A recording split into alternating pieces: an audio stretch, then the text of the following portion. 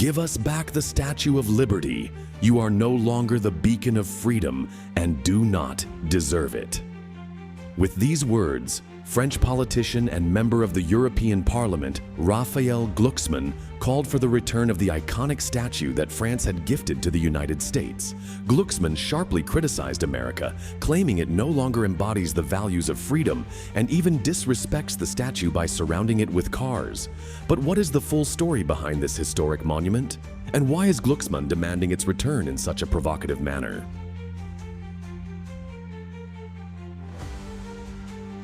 Birth of the statue's idea, when the symbol of liberty was born in Paris.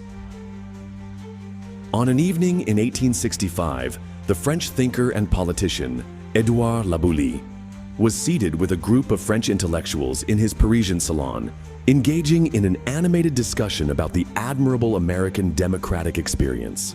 Laboulaye, renowned for his staunch support of the Republic and democracy, saw in the United States a successful model for what France aspired to following the fall of the Second Empire.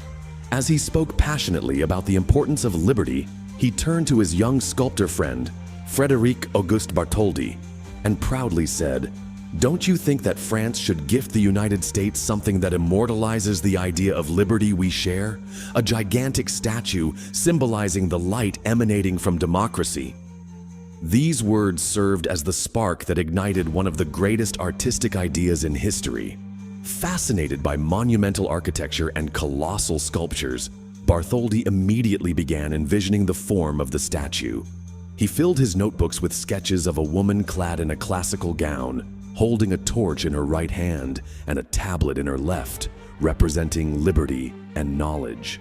Yet, the idea remained confined to paper for years. France was mired in political turmoil, and the government was not stable enough to finance a project of such magnitude. Nevertheless, Bartholdi's passion never waned. In 1871, he decided to travel to America in search of the perfect location for this colossal statue. Upon arriving in New York, he stood aboard a ship gazing at the harbor entrance where a small island called Bedloe Island, which would later become Liberty Island, lay in wait. At that very moment, the idea illuminated his mind. This is exactly where the statue should stand, so that every ship entering America sees it first as a symbol of welcome and liberty. Filled with enthusiasm, Bartholdi returned to France and presented his idea to the French government, which agreed to the project on the condition that its funding come from the people rather than the state. And thus began one of the greatest artistic and historical endeavors in the world, the Statue of Liberty. Here concluded the first phase of the story, setting the stage for the real challenge.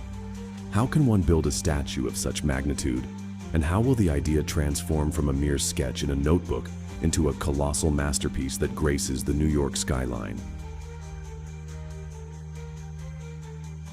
The sculptor and the engineer. How the giant was born in the heart of Paris. Frédéric Auguste.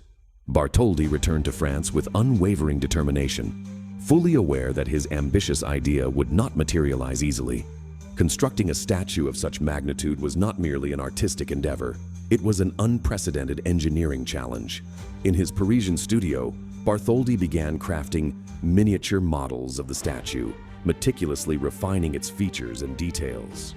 He envisioned a woman who symbolizes liberty, with a calm yet powerful expression, representing the light that guides nations.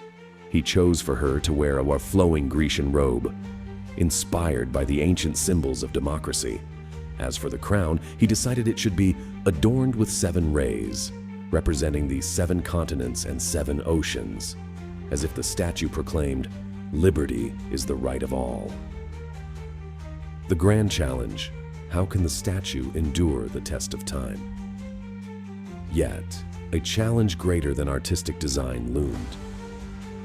How could a structure be built to support the statue without collapsing? Bartholdi was not an engineer, but he knew the man who could solve this conundrum. Gustave Eiffel, the brilliant engineer who would later become renowned for the Eiffel Tower. When the idea was presented to Eiffel, He did not hesitate to embrace the challenge. He immediately realized that the conventional method of carving statues from massive stone blocks would not work, as the colossal statue would be exposed to fierce winds if placed in New York Harbor. Thus, Eiffel devised an internal iron framework akin to giant bones, allowing the statue the flexibility needed to withstand winds and earthquakes. He employed thin copper sheets to form the outer skin of the statue, light enough to be mounted onto the iron framework by workers, yet robust enough to endure the ever-changing weather.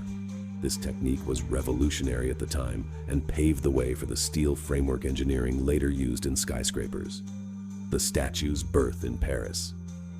In one of Paris's industrial districts, workers began manufacturing the statue's parts piece by piece. The hand, clutching the torch, was the first element to be completed and was exhibited at the Philadelphia exhibition.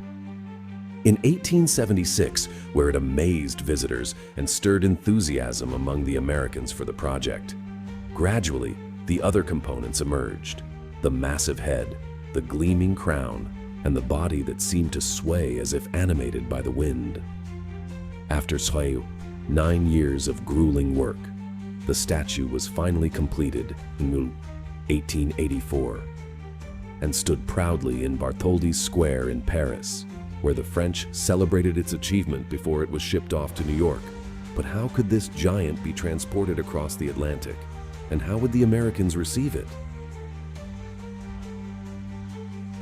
Journey of the Giant. Across the Atlantic, how the Statue of Liberty crossed the ocean to New York. After 9 years of relentless work, the Statue of Liberty stood tall in Paris in 1884, but it still had to embark on a long journey to reach its new home in New York. Its transportation was far from an ordinary shipping process. It was a complex logistical operation, unlike any the world had ever seen. Dismantling the giant, when the statue became a colossal puzzle. Because the statue measured 46 meters in height and weighed 225 tons, it was impossible to transport it in one piece. Thus, engineers decided to dismantle it into 350 separate pieces, each meticulously numbered to ensure a flawless reassembly later. The torch alone weighed about 1,500 kilograms, while the face reached a weight of 2,250 kilograms. Dismantling the statue took 5 months, and it was then packed into 214 massive wooden crates. These crates were transported to the French port of Rouen, where they were loaded onto the ship Isère, a sailing vessel belonging to the French Navy. On May 17, 1885, the Isère set sail from France, carrying with it the emblem of liberty amid celebrations by the French, who felt immense pride in this monumental achievement. Atlantic storm, when the dream nearly sank. However, the journey was not without peril. While crossing the Atlantic Ocean, the ship encountered a tremendous storm that nearly caused it to capsize. Giant waves battered the vessel as it swayed violently, and the crew struggled to keep it balanced. Everyone understood that if the ship sank, a dream that had taken decades to build would be lost forever. Thanks to the captain's expertise and the sailor's skill, the ship managed to weather the storm, and after 27 days at sea, it finally reached New York Harbor on June 17, 1885. The welcome in New York, a heroic reception.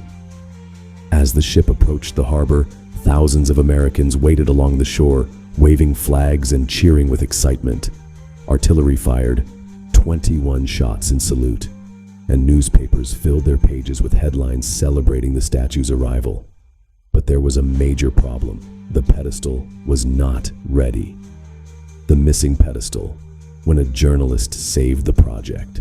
While the French had taken care of creating the statue, it was up to the Americans to build the pedestal that would house it, a massive stone platform standing 27 meters high, designed by the American engineer Richard Morris Hunt. However, due to a lack of funds, construction had been delayed and there wasn't enough money to complete it. Enter the unexpected hero, Joseph Pulitzer, the renowned journalist and owner of the New York World newspaper.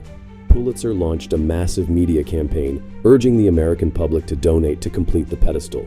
His newspaper published on this the names of donors, even children who contributed a few cents, which inspired many to give.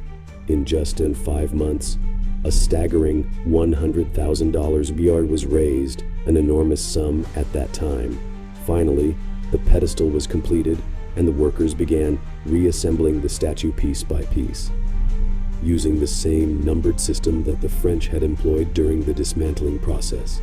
After 4 months of arduous labor on this on October 28, 1886, the statue stood proudly atop its pedestal on Liberty Island, gazing over New York in a breathtaking scene that captivated the world.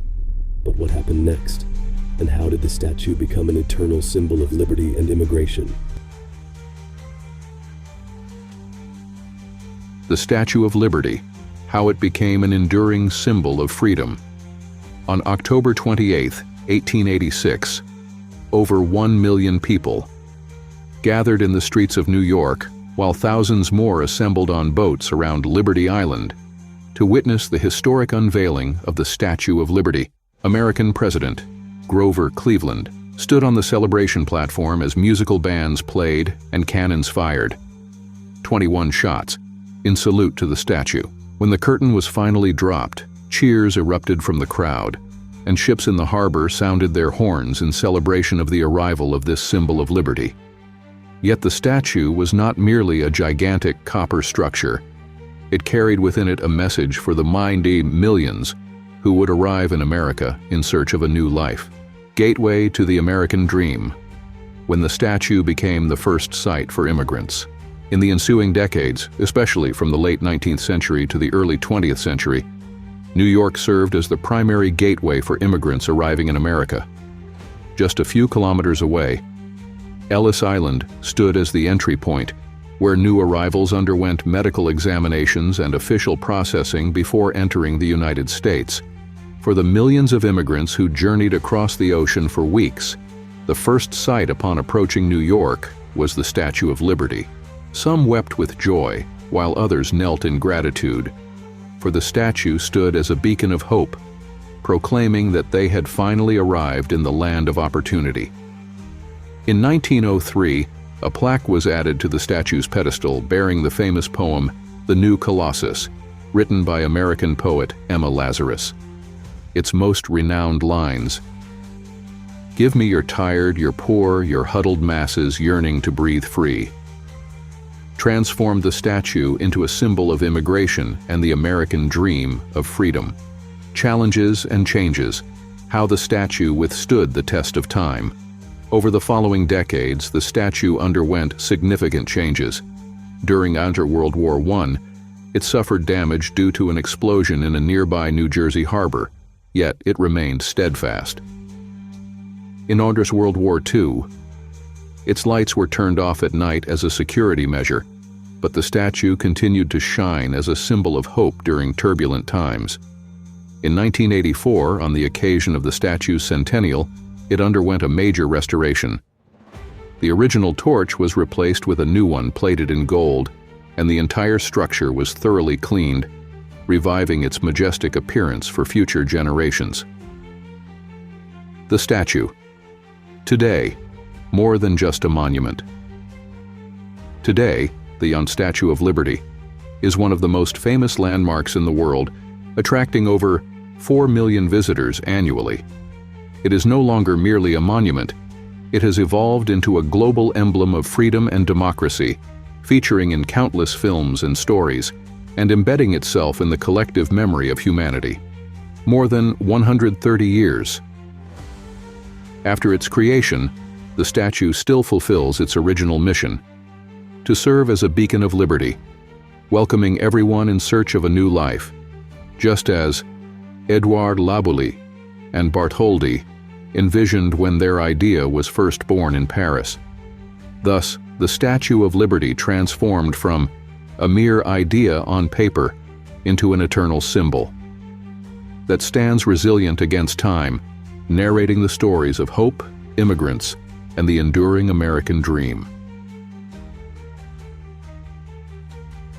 In a dramatic White House press briefing, spokesperson Caroline Leavitt delivered a sharp response to French politician Raphaël Glucksmann, a member of the European Parliament, who recently called for the Statue of Liberty to be returned to France, 140 years after it was gifted to the United States. Leavitt firmly rejected the idea, stating, "We will not return the Statue of Liberty. If it weren't for the United States, the French would be speaking German today." She added pointedly, "Glucksmann is an obscure, second-tier politician." Glucksmann's demand was based on the claim that the statue no longer reflects the values that inspired France to present it to America in the first place, sparking a heated debate on both sides of the Atlantic. Through her remarks, Leavitt delivered a clear message. The Statue of Liberty is no longer just a historical symbol of friendship. It has become an integral part of American identity. Any challenge to that notion will be met with firm diplomatic resistance. The U.S. response was more than a defense of a copper monument. It was a reaffirmation of America's leadership role and a reminder of its historic contribution to liberating Europe from the grip of Nazism.